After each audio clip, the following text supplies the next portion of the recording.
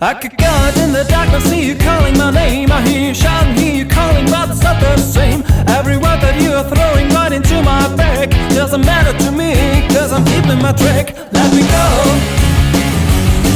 let me go.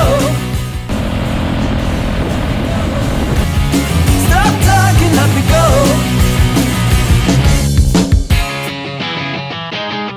Our time together always ended up in war. Every whisper made you jealous and that from the start. It is nice to see you shouting out for throwing me out. No excuses, but this time it's gone.